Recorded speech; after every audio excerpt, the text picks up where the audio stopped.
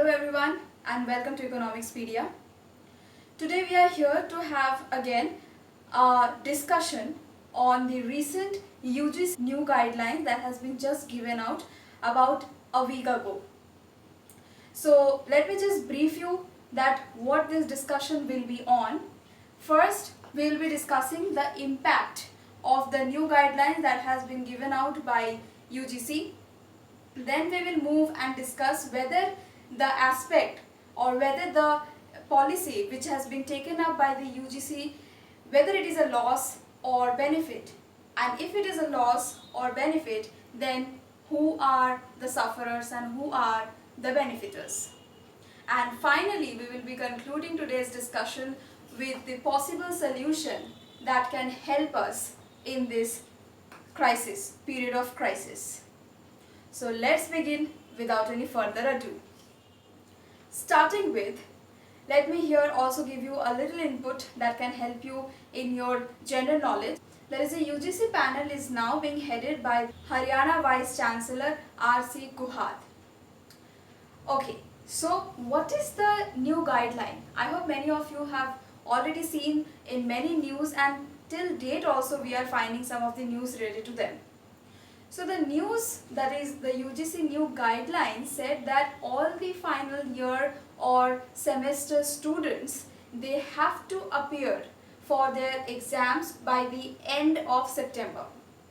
Now let me remind you that earlier UGC only has confirmed about the final semester that was supposed to going to happen in the month of July, and it has confirmed that there will be no such examination due to this pandemic condition, the way it is spreading. Now, suddenly on 6th of July 2020, UGC has come up with this new guidelines, that is all the exams will happen and it has to get completed by the end of September.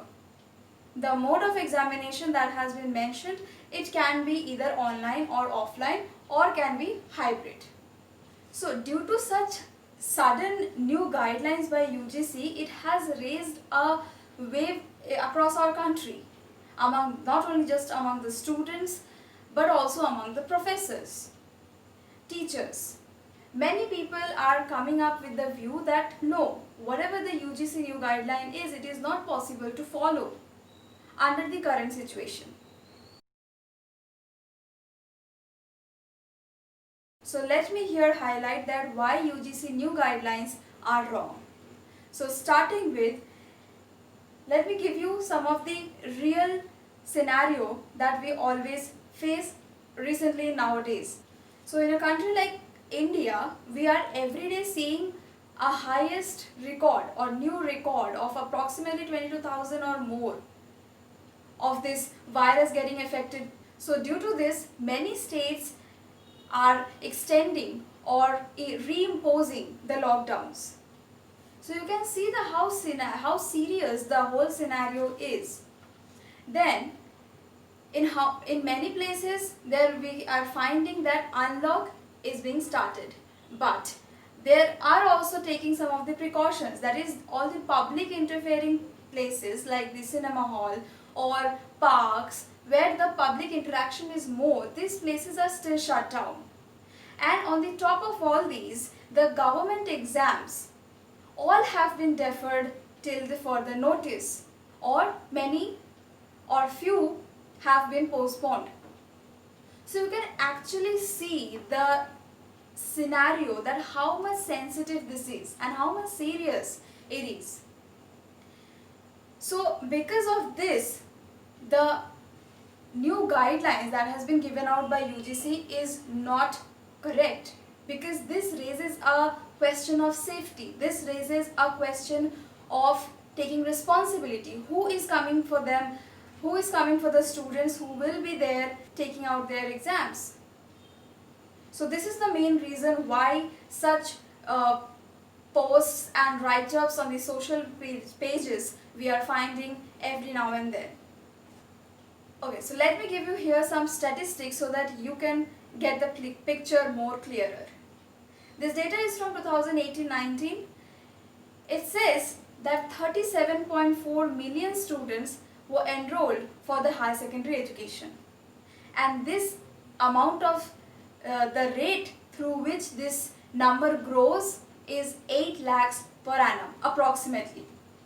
So you can see 37.4 million students enrolled in for the year of 2018 and 19, and that increases at the rate of 8 lakhs per annum. So you can see that how many students we have in country like India.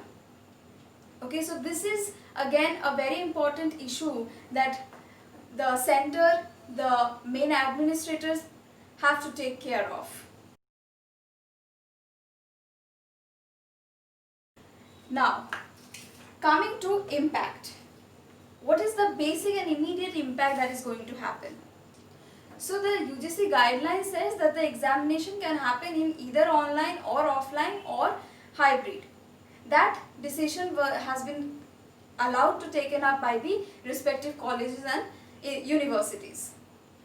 Okay, so the thing that we always come to our mind, that in a country where there is always some issues with the internet, often there are some issues.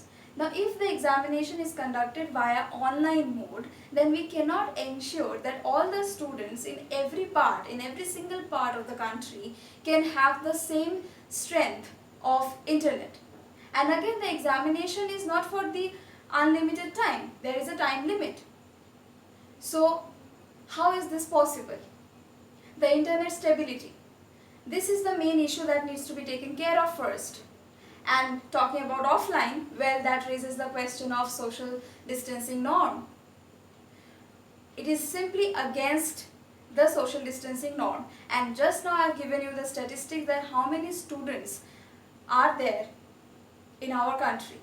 So if the examination is conducted through offline mode, and if something goes wrong, then who is responsible? Then on whom we should point out, and who is there to take the responsibility for this many students? So this is the immediate impact. Now let me move to the second point, that is whether it is a loss or a benefit. Well, obviously it's a loss, isn't it, for the students, but it is also a benefit. Let me come to that point in a minute. So why it is a loss? Loss to the students majorly in two aspects.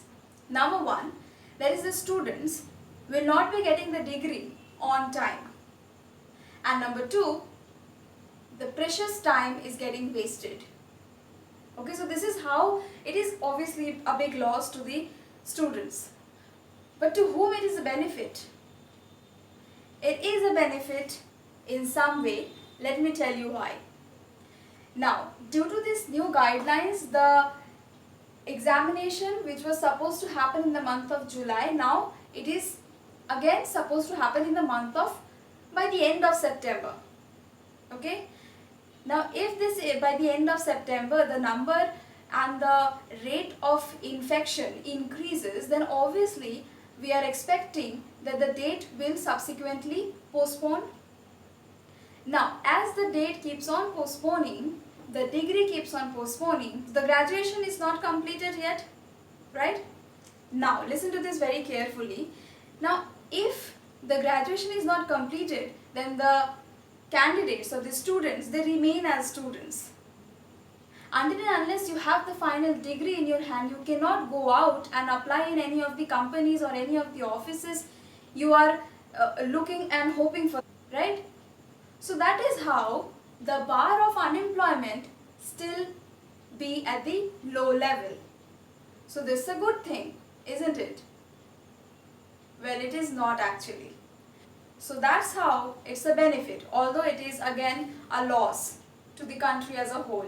Not in the short run, but eventually in the long run we will face the implications and the repercussions of these types of policies and guidelines which we are facing nowadays. Now finally coming to the possible solutions.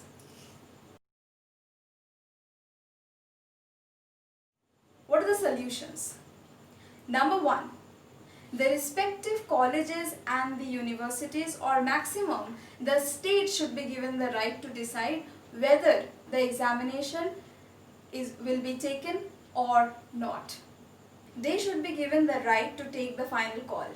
For example, if you are at a very highest point of a mountain, from there you barely can see what is happening on the grounds, right? So you need a close look towards the ground so that you can actually understand that which part of the ground is rough and which part of the ground is soft, so that you can land easily and in a very safe way.